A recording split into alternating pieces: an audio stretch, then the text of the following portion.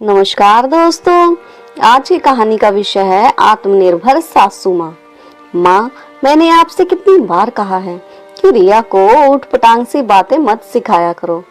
बड़ा बेटा सौरभ अपनी माँ जानकी देवी पर भड़कते हुए बोला तो वह चौंक गई। बेटा, मैंने ऐसा क्या सिखा दिया रिया को जो तुम इतने नाराज हो रहे हो?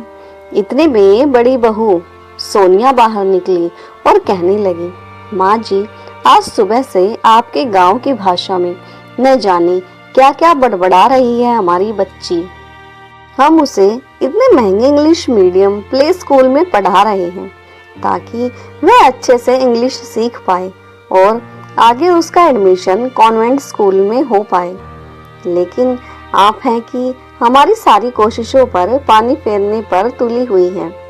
जानकी जी हैरानी से बेटे और बहू की बातें सुनती जा रही थी और इतने में बहू अपने पति सौरभ से बोली, सुनिए जी, आपकी माँ की गवारों वाली भाषा तो हमारी बच्ची का भविष्य बर्बाद कर देगी। न जाने इनके लिए क्या क्या सपने देखे हैं मैंने। अपनी माँ से कहिए जरा दूर ही रहे हमारी बच्ची से। जानकी जी काफी देर से अपनी बहू की बदतमीजी भरी बातें सुनती जा रही थी।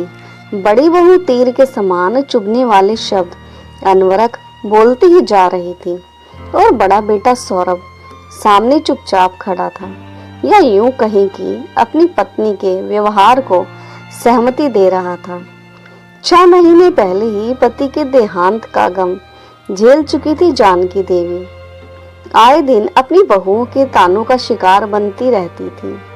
जानकी जी के 2 बेटे और बहुएं हैं। बड़े बेटे सौरभ की एक बेटी है जिसे सब लोग प्यार से रिया बुलाते हैं और छोटे बेटे सुनील की 1 वर्ष पहले ही शादी हुई है।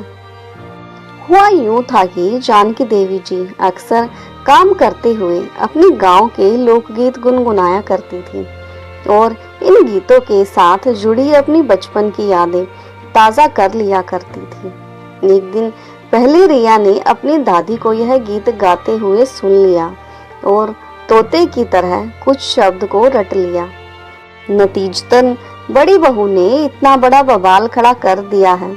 दरअसल यह मुद्दा तो केवल एक बहाना था अपनी सास पर रौब जमाकर रखने के लिए। बहू जानती थी कि उसकी सास बिल्कुल सीधी सादी है, इसलिए उन्हें दबा कर रखने के लिए वह आए दिन कोई न कोई मुद्दा उठाकर कलह शुरू कर देती थी। और सौरभ को हमेशा अपनी पत्नी की बातें ही सही लगती थी। अब तो अपनी जेठानी की देखा देखी छोटी बहू भी अपनी सास की बिल्कुल इज्जत नहीं करती थी। लेकिन पति की मृत्यु के बाद जानकी जी अपने होठ सीकर रहना ही उचित समझती थी। वैसे ये पहली बार नहीं हुआ था जब जानकी जी को कम पढ़ा लिखा होने के कारण बातें सुनने को मिलती हों। कारण था कि जानकी जी गांव के सरकारी स्कूल में पढ़ी थी, जहां अंग्रेजी विषय पर कुछ खास ध्यान नहीं दिया जाता था। ऊपर से गांव में रहने के कारण उनकी भाषा पर ग्रामीण शब्दों का प्रभाव था।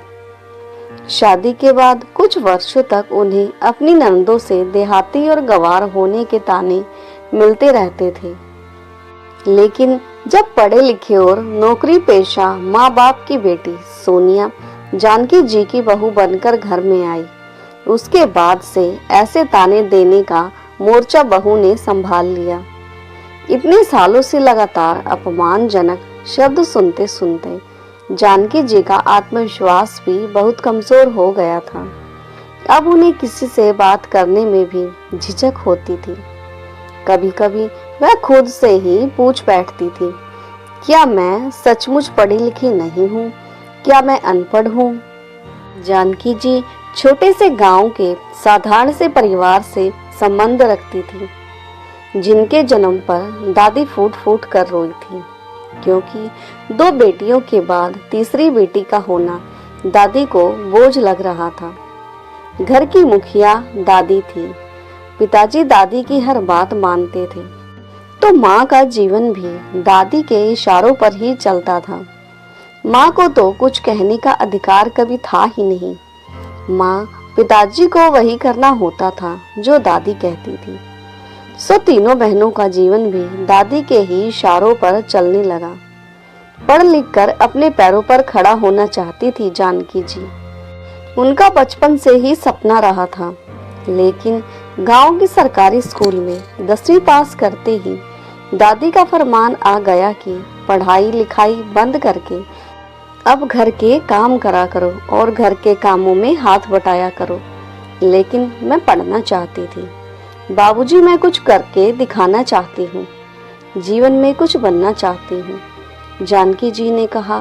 तो रोब भरे स्वर में दादी बोली, थोड़ा सा पढ़ लिख गई हो तो सिर पर बैठ गई हो, और ज्यादा पढ़ लिख गई तो जाने क्या करोगी। जानकी जी के तमाम विरोध के बावजूद पिताजी ने वही किया जो दादी ने कहा। आत्मनिर्भर बनने की बात को यह कहकर रफा दफा कर दिया गया। अब अपने घर में ही पढ़ना लिखना और आत्मनिर्भर बनना, दादी ने रौब से कहा। यह सुनकर जानकी जी अवाक सी रह गई थी, यह सोचकर कि यह किसका घर है जहाँ मैंने जन्म लिया है, जहाँ मैं अब रह रही हूँ। लेकिन पढ़ाई लिखाई की जिद थी जानकी जी में, तो अपनी सहेलियों से ही किताबें मांग कर ले आती और छुप छुप कर पढ़ाई कर लेती। भले ही 12वीं पास न कर सकी, लेकिन 12वीं तक का ज्ञान उसने हासिल कर लिया था। महज 16 साल की उम्र में उनका विवाह बड़े शहर के एक परिवार के 30 साल के लड़के से करा दिया गया। जानकी जी के तो जैसे सारे ही ख्वाब टूट चुके थे। जब ससुराल आई तो पाया कि पढ़ी लिखी जेठानी और स्नातक पास नंदे उसे अपने से कमतर समझती थी। जब भी वह कुछ बोलती तो उसे सुनने को मिलता, यह कैसी देहाती भाषा में बात करती हो। जेठानी को सहेलियों से अंग्रेजी भाषा में बातें करते देखा तो फिर से पढ़ाई करने की इच्छा जाग उठी और पति से 12वीं की परीक्षा दिलवाने के लिए कहा। पतिदेव ने फार्म भरवा दिए और 12वीं की परीक्षा भी दिलवा दी। 12वीं में पास होने के बाद जानकी जी का मन आत्मविश्वास से भर गया और उन्होंने सोचा कि अब आगे बढ़ने का मौका मिलेगा तो शायद अब ख्वाब पूरे हो जाएंगे। लेकिन फार्म भरने का समय आया तो पता चला कि वह मां बनने वाली है। सासू मां ने साफ निर्देश दे दिया कि अब घर बैठकर घर गृहस्थी संभालो, पढ़ने लिखने का समय अब बीत चुका है। बड़ा बेटा सौरभ पैदा हुआ तो 1 वर्ष के बाद छोटा बेटा सुनील भी इस दुनिया में आ गया। तो पतिदेव ने बड़े प्यार से समझाया कि बच्चे बड़े हो जाएंगे, फिर तुम्हारे पास समय ही समय होगा, फिर तुम सारे ख्वाब पूरे कर लेना। जानकी जी ने खुशी खुशी अपने परिवार की जिम्मेदारी निभाई। पति का प्रमोशन और बच्चों की सफलता में उनका सबसे बड़ा हाथ था। सबको तरक्की के आसमान पर ले जाने वाली सीढ़ी बनी थी जानकी जी। धीरे धीरे अपने ख्वाबों को तो जैसे भुला ही दिया था उन्होंने। आज तक जानकी जी ने बेटे बहू के मुंह से भी अपमानजनक बातें सुनी तो उनका धीरज जवाब दे गया। वह अकेले में जाकर खूब रोई, लेकिन फिर खुद को संभालते हुए हमेशा की तरह अपने काम में व्यस्त हो गई। जब शाम को जानकी जी खरीदारी करने के लिए मार्केट गई तो भीड़ में से अचानक एक आवाज आई और उसके कानों से टकराई, जानकी ओ जानकी। जानकी जी को यह स्वर कुछ जाना पहचाना सा लगा। फिर सहसा बोली, राधा। पीछे मुड़कर देखा तो राधा ही खड़ी थी। इतने सालों बाद अपनी बचपन की सहेली से मिलकर जानकी जी बच्चों की तरह चहक उठी। चल पास के रेस्टोरेंट में चलकर बैठते हैं, राधा जी ने कहा। इतने सालों बाद तू यहाँ इस शहर में मिलेगी, मुझे तो अंदाजा ही नहीं था। जानकी, मेरे यहाँ के गर्ल्स कॉलेज में प्रिंसिपल के तौर पर पोस्टिंग हुई है, सो मेरे पति ने भी यहाँ पर ही ट्रांसफर करवा लिया है और बच्चे भी अब सेटल हो गए हैं। दोनों बच्चे अच्छी नौकरी पर हैं। तुम सुनाओ, तुम आजकल क्या कर रही हो?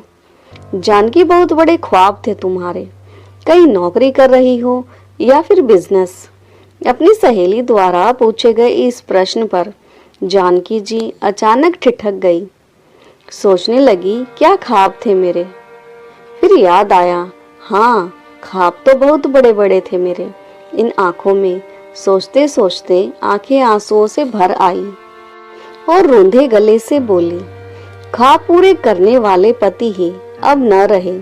राधा 6 महीने पहले ही मुझे अकेला छोड़कर इस दुनिया को अलविदा कह गए। यह बात सुनकर राधा जी को झटका सा लगा। राधा जी जानकी जी की आंखों से आंसू पोंछते हुए उसके गले लग गई। कुछ देर बाद राधा जी ने पूछा, तो आत्मनिर्भर बनने के बारे में सोचा क्यों नहीं तूने? तुम तो पढ़ लिख कर के शिक्षिका बनना चाहती थी। मेरी शादी से पहले दादी के हिसाब से जिंदगी चलती थी। शादी के बाद सास के हिसाब से चूल्हा चौका संभालने को कह दिया और अब बेटों की शादी हो जाने के बाद बहुओं के इशारे पर नाच रही हूँ। बहुएं नौकरी कर रही हैं तो मैं आज तक घर का चूल्हा चौका ही संभाल रही हूँ। ऊपर से अनपढ़ गवार का तमका मेरे सिर पर लगा है, सो अलग। और अब तो उम्र भी बीत गई है। इस उम्र में तो मैं पढ़ाई नहीं कर सकती ना। ख्वाब पूरे न कर पाने की वर्षों पुरानी टीस आज जानकी जी के आंसुओं के जरिए बाहर आ निकली। राधा जी जानकी जी की बात सुनकर अवाक रह गई और हैरानी से उसे देखती ही रह गई। फिर अचानक गुस्से से बोली, क्यों, अभी कौन सा समय बीत गया है और क्या हुआ है तेरी उम्र को? लेकिन राधा, अब ख्वाब पूरे करने निकलूंगी तो सबसे पहले तो घर के लोग ही मुझ पर हंसेंगे और जग हंसाई होगी सो अलग। तो राधा जी ने कहा, लोग एक दिन हंसेंगे, दूसरे दिन बोलेंगे, फिर तीसरे दिन भूल जाएंगे। लोगों की मत सोचो, वह कर जो तुझे करना है, जो तुझे खुशी देता है। ये बात हमेशा याद रखना कि जिंदगी तुम्हारी है, लोगों की नहीं। जानकी अपने अंदर की उस चुलबुली और बेबाक लड़की को जगा जो अपनी दादी के सामने भी बोलने की हिम्मत रखती थी। तो आज भी वह सब कुछ कर सकती है जो उस समय कर सकती थी। हाँ, हो सकता है पहली बार में सफलता ना मिले, लेकिन तुम हिम्मत रख कर डटी रहना। हार कभी मत मानना, सफलता तुम्हारी कदम चूमेगी। राधा जी ने जानकी को अपना विजिटिंग कार्ड दिया और बोली, जब तुम्हें अपनी पढ़ाई शुरू करनी हो तो मुझसे आकर मिल लेना। मैं तुम्हारे लिए कॉलेज में स्पेशल क्लासेस का प्रबंध करवा दूंगी। सहेली की बातों ने जानकी जी में जैसे नई हिम्मत का संचार कर दिया। उसे ऐसे लगा जैसे किसी ने उसे गहरी नींद से जगाया हो। वो जैसे जैसे घर की ओर बढ़ती जा रही थी, उसके दिल में अपने वजूद की पहचान बनाने के लिए तड़प भी बढ़ती जा रही थी। यही समय है अपने ख्वाबों को पंख लगाने का, कहते हुए जानकी जी ने घर का प्रवेश द्वार खोला। सामने देखा, दोनों बेटे सौरभ और सुनील घर पहुंच चुके थे और बहू रसोई में खाना पका रही थी। शॉपिंग बैग को एक तरफ रखते हुए जानकी जी ने उसी समय बात करने की ठानी और आकर सबके साथ बैठ गई। दोनों बहुएं भी बाहर आ गई। अच्छा हुआ तुम सब यहीं बैठे हो, मुझे तुम लोगों से कुछ बात करनी है। दोनों बेटे जानकी जी की बात सुनकर कुछ हैरान से हुए और बोले, क्या हुआ माँ, क्या बात करनी है? जानकी जी कहने लगी, बहुत वर्षों से कुछ मेरे ख्वाब थे जिन्हें मैं पूरा करना चाहती थी। मुझे लगता है अब वक्त आ गया है। माँ, साफ साफ बताओ, क्या करना चाहती हो? मैं आगे पढ़ना चाहती हूँ। जानकी जी ने अपनी बात रखी तो सब हैरान हो गए। मंदिर और सत्संग के अलावा ये कौन सा नया शौक पाल लिया है आपने सासू माँ? यह भी कोई पढ़ाई करने की उम्र है? कुछ तो सोच कर बोला कीजिए। बहू तंज कसने के इरादे से बोली, माँ आप ठीक तो हैं? यह कैसी बहकी बहकी बातें कर रही हैं आज? त्योड़ियां चढ़ाते हुए बड़ा बेटा सौरभ बोला, हाँ मैं बिल्कुल ठीक हूँ। और यह क्या तरीका हुआ बात करने का सौरभ। आखिर मेरे भी कुछ सपने थे, कुछ अरमान थे मेरे दिल में, और यदि मैं उन्हें अब पूरा करना चाहती हूँ तो इसमें गलत ही क्या है, इसमें सही भी क्या है माँ। छोटे बेटे सुनील की आवाज आई, आप इस उम्र में पढ़ाई करने के लिए निकलेंगी तो आस पड़ोस के लोग क्या कहेंगे, और फिर मेरा ससुराल भी तो इसी शहर में है। लोग हंसेंगे, वहाँ मेरी क्या इज्जत रह जाएगी, और मेरे दोस्त लोग तो मुझ पर हंसेंगे, मेरा मजाक उड़ाएंगे। छोटी बहू जानवी भी कहाँ चुप रहने वाली थी, ताना कसते हुए बोली, माँ जी अभी अभी पिताजी की मौत हुई है और आपको यह सब करने की सोच रही है। यदि यह सब कारनामे करने ही है तो कहीं और जाकर कीजिए, इस घर में यह सब नहीं चलेगा। बेटे बहू अपना अपना फैसला सुनाकर अपने अपने कमरे में चलते बने। जानकी जी वहीं स्तब्ध सी बैठी रह गई, लेकिन इस बार उसके बागी मन ने बेटे बहुओं के फरमान को मानने से पूरी तरह इनकार कर दिया। उन्हें एहसास हो गया था कि यदि अब भी वो हमेशा की तरह दब गई तो सिर्फ अफसोस ही रह जाएगा। जिंदगी में अपनी छोटी छोटी ख्वाहिशों को भी पूरा न कर पाई। अगले दिन सुबह तक जानकी जी ने सोच लिया कि उन्हें अपने ख्वाब कैसे पूरे करने हैं। जब सब लोग तैयार होकर अपने अपने काम पर चले गए तो जानकी जी भी कॉलेज जाने के लिए निकल गई। कॉलेज पहुंची तो प्रिंसिपल ऑफिस के बाहर बड़े बड़े अक्षरों में लिखा था, डॉक्टर राधा शर्मा। मन ही मन सोचने लगी, कितना गर्व महसूस करती होगी राधा अपने आप पर। इतने में गार्ड आकर पूछने लगा, किससे मिलना है आपको? प्रिंसिपल से मिलना है, जानकी जी ने कहा तो गार्ड उन्हें ऑफिस में ले आया। जानकी जी को अपने सपनों की ओर कदम बढ़ाते देखकर राधा जी बहुत खुश हुई।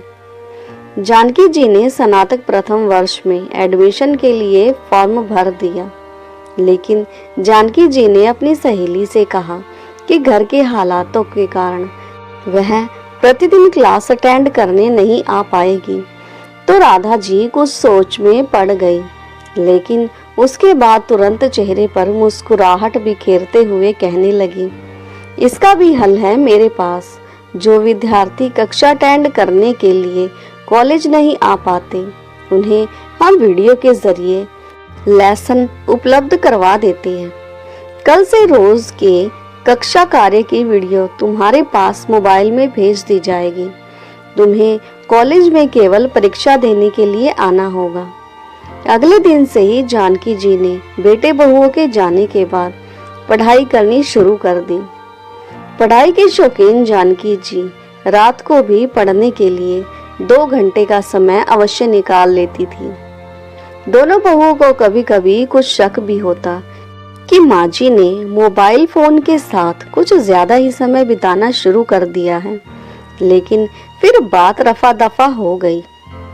समय समय पर राधा जी भी फोन करके जानकी जी की पढ़ाई के विषय में जानकारी लेती रहती थी। पढ़ाई करते करते अब जानकी जी में भी आत्मविश्वास वापस लौट रहा था। समय बीतने लगा।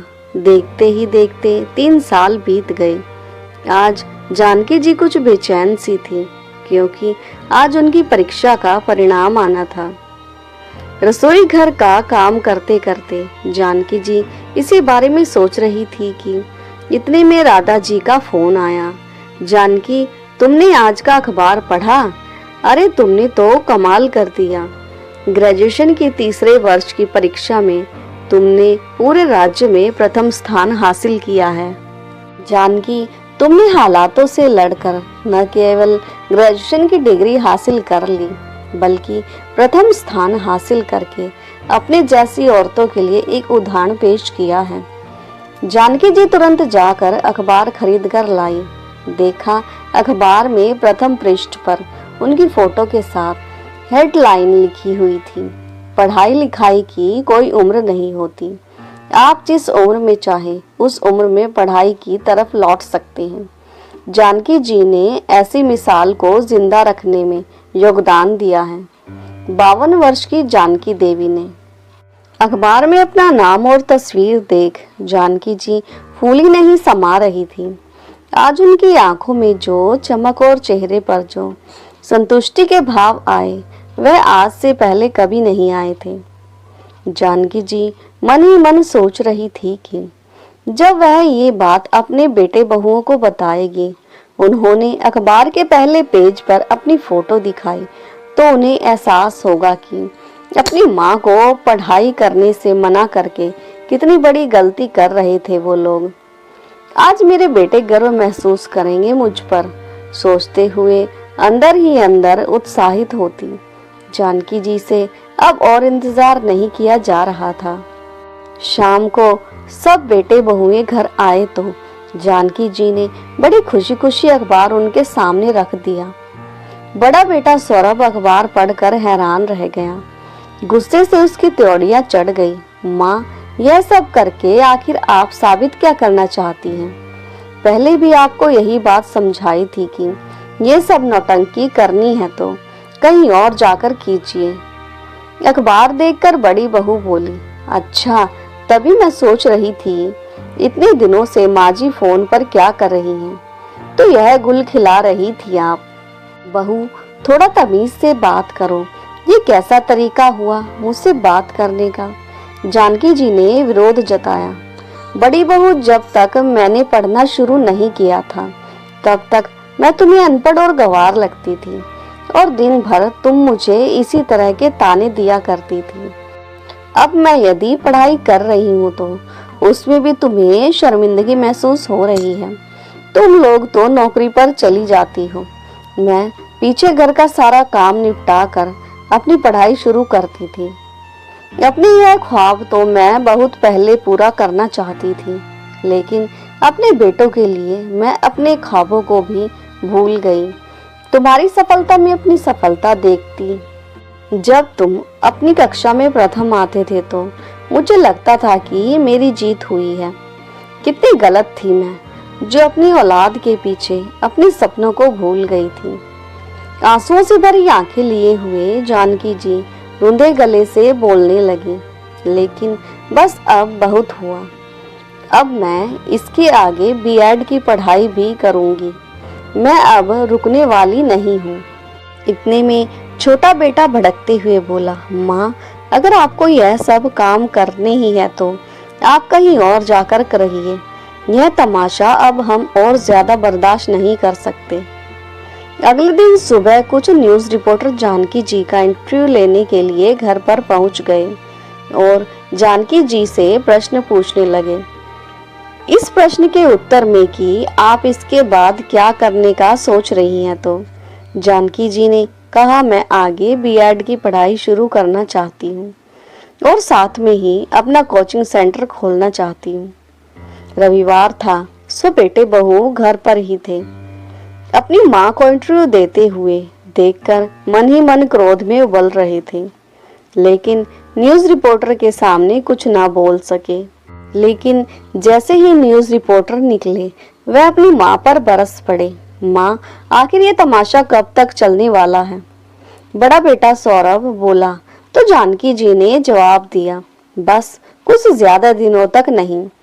बेटे बहू हैरानी से जानकी जी की तरफ देख रहे थे कि माँ इतनी आसानी से कैसे मान गई।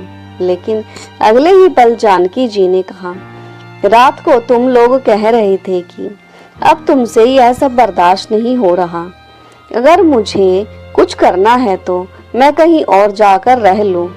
इसलिए मैंने फैसला ले लिया है कि अगर जाना ही है तो तुम लोग घर छोड़कर जाओगे, मैं नहीं, क्योंकि ये घर मेरा है और 10 दिन में मैं इस घर में कोचिंग सेंटर शुरू करने वाली हूँ। इसलिए जितना जल्दी हो सके अपना रहने का इंतजाम कहीं और कर लो। जानकी जी ने अपने बेटे की आंखों में आंखें डालकर कहा, रोज रोज की जिल्लत भरी जिंदगी जीने से अच्छा है कि मैं आत्मनिर्भर बनकर अकेले रह लूं और आत्मविश्वास के साथ अपना जीवन व्यतीत करूं। ये सुनकर बेटे बहू हैरान रह गए, लेकिन कुछ करने में असमर्थ थे, क्योंकि मकान जानकी जी के नाम पर ही था। जानकी जी अपना फैसला सुनाकर अपने कमरे में चली गई। अगले ही दिन मकान के बाहर एक बड़ा सा बोर्ड लगाया जा रहा था। जानकी जी गर्व भरी मुस्कान के साथ उसकी ओर देख रही थी। बोर्ड पर बड़े बड़े अक्षरों में लिखा था, जानकी कोचिंग सेंटर। तो दोस्तों, आपको यह भावुक और प्रेरणादायक कहानी कैसी लगी और कहानी का कौन सा हिस्सा आपके दिल को छू गया, कमेंट करके ज़रूर बताएं। और हाँ, चैनल पर नए हो तो चैनल को लाइक, सब्सक्राइब और शेयर करना ना भूलें। तो मिलते हैं नई कहानी के साथ। तब तक के लिए धन्यवाद।